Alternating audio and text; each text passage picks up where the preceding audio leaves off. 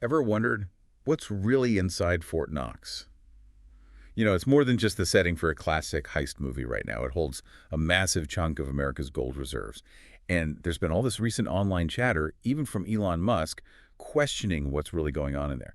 So today, uh, let's unpack the truth, the speculation, and why this heavily guarded depository actually matters to you. Yeah, it's fascinating how Fort Knox represents like this national strength, but at the same time fuels all this public doubt. While it's, famously known for housing half of the US Treasury's gold reserves, we're talking a whopping 147.3 million ounces.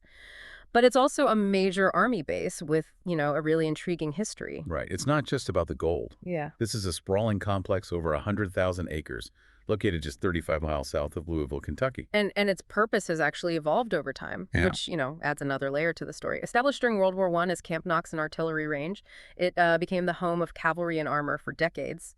Then, in 2005, shifted to become the Army's Human Resource Command Center. Hmm.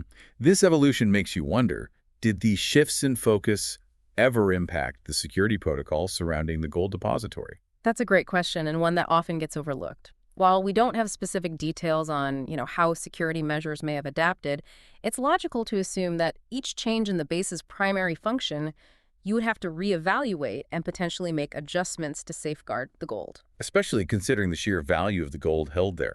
The government officially values it at $6 billion, but Forbes estimates it closer to $436 billion. That's a huge discrepancy. Yeah, and that difference comes down to how the gold is valued.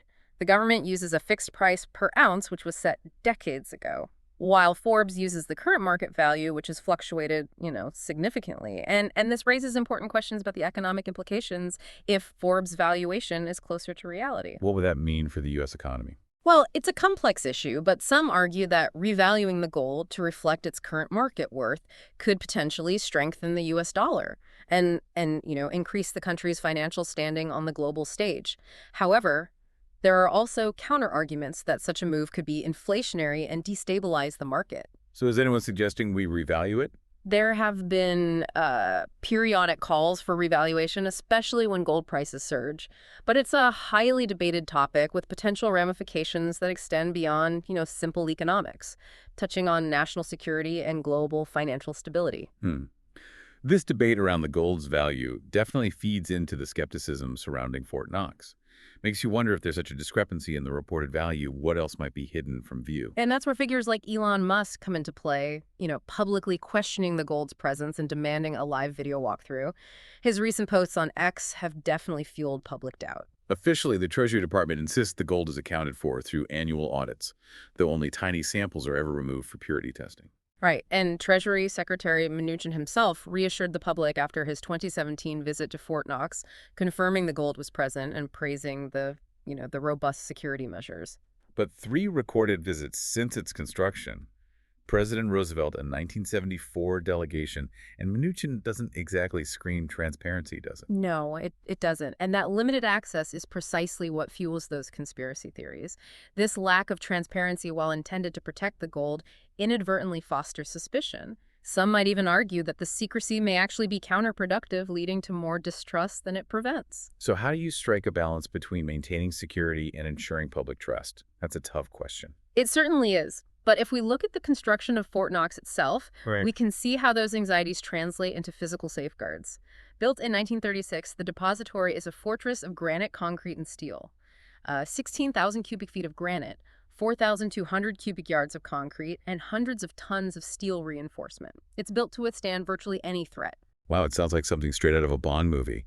But some might argue that these extreme security measures are overkill and contribute to the mystique and distrust surrounding Fort Knox. What's your take? It's true that the level of security is, extraordinary, but we have to consider the historical context. Fort Knox was designed during a period of global instability, the rise of fascism in Europe, economic depression, a time when safeguarding national assets was paramount. So are you saying that these security measures, while extreme, are justified given the historical context and the importance of what Fort Knox represents?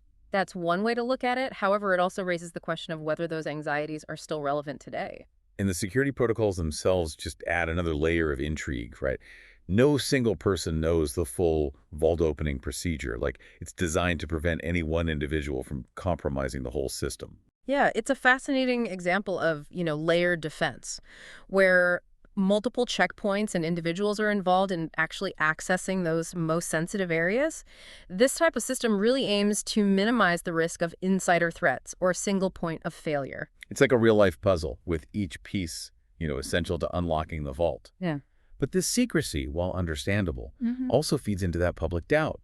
It begs the question, if everything is above board, why not be more transparent about the security measures in place? Wouldn't that help build trust? That's the dilemma, isn't it? How much transparency is enough to satisfy public curiosity without jeopardizing security? It's a delicate balance. Yeah. Perhaps sharing some general information about the types of security measures employed without revealing, specific details could help alleviate some concerns. Things like the use of biometric authentication or, advanced surveillance technology, or the rigorous background checks that are required for personnel. That's an interesting idea. Providing more context could potentially foster a sense of understanding without compromising the integrity of the security protocols. Okay, so shifting gears a bit, let's talk about those who are skeptical of the official narrative. We've discussed Elon Musk's perspective, but there are others who have voiced concerns over the years, right? Yes, throughout history, there have been individuals and groups who have questioned, the validity of the gold reserves at Fort Knox. Some point to the lack of independent verification, while others cite historical events like the gold repatriation efforts of the 1970s, which fueled speculation about the true extent of U.S. gold holdings. It seems like these concerns often stem from a distrust of government institutions and a belief that information is being withheld from the public. That's certainly a factor, and in the age of misinformation and deepfakes, it's become increasingly challenging to discern truth from fiction. So where does that leave us? We have the official assurances that the gold is there, backed by annual audits, albeit limited in scope. We have these impressive security measures, though shrouded in secrecy. And we have this persistent public skepticism fueled by a lack of transparency and these historical instances that have eroded trust. It's a complex situation with no easy answers. Ultimately, it comes down to how much faith we place in the institutions responsible for safeguarding national assets. And perhaps how much we value transparency and accountability in a democratic society. If the goal is to build public trust, perhaps a more open approach, even if it involves sharing carefully curated information, could be beneficial. That's an interesting point. It raises the question, how can we reconcile the need for security with the public's right to know? What steps could be taken to increase transparency without compromising national security? Those are questions for you, our listener, to consider. Does the current level of secrecy surrounding Fort Knox serve the best interests of the nation? Or would a more transparent approach be beneficial in the long run? This deep dive has shed light on this intricate web of history, security, and public perception that surrounds Fort Knox. It's a reminder that even in an age of information, some mysteries remain. And that the quest for truth often involves navigating those conflicting narratives, weighing evidence, and forming our own conclusions. Perhaps the most valuable takeaway from this whole exploration is not a definitive answer, but a deeper understanding of the complexities at play and the importance of critical thinking in an increasingly uncertain world. It seems like this whole debate about Fort Knox just boils down to one fundamental question. Yeah, how do we reconcile the need for security with the public's right to know? It's a question that, extends beyond just these gold reserves. It touches on the very fabric of our society. Exactly. And we see this tension playing out in all these different areas of our lives, like government surveillance data, privacy, even the way information is controlled and disseminated online. It's this constant push and pull between transparency and security, and finding the right balance is just crucial for maintaining public trust. So thinking about it in the context of Fort Knox, what specific measures could actually increase transparency without, jeopardizing security? Well, that's where things get tricky. It's not about just, throwing open the doors and live streaming everything. Right. No one's suggesting that. But perhaps there are ways to offer more insight into the processes and protocols that govern Fort Knox, without revealing those sensitive operational details. Exactly. Maybe it's about publishing more detailed reports on the auditing process, or providing greater access to historical records that relate to the depository's construction and operations. Or even consider allowing, limited tours for select groups like journalists or researchers, obviously with strict security protocols in place. Yeah, these are all potential avenues worth exploring. The key is to find a balance that satisfies the public's legitimate desire for transparency while ensuring the security of a national asset. This deep dive into Fort Knox has really highlighted the importance of critical thinking in this digital age. I mean, we're constantly bombarded with information, and it's up to each of us to evaluate sources, consider different perspectives, and form our own conclusions. And to remember that even in an age of instant information, some mysteries may never be fully solved. Perhaps that's part of what keeps us engaged, keeps us questioning, and ultimately keeps us striving for a deeper understanding of the world around us. Well, that's all the time we have for today's deep dive. Thanks for joining us.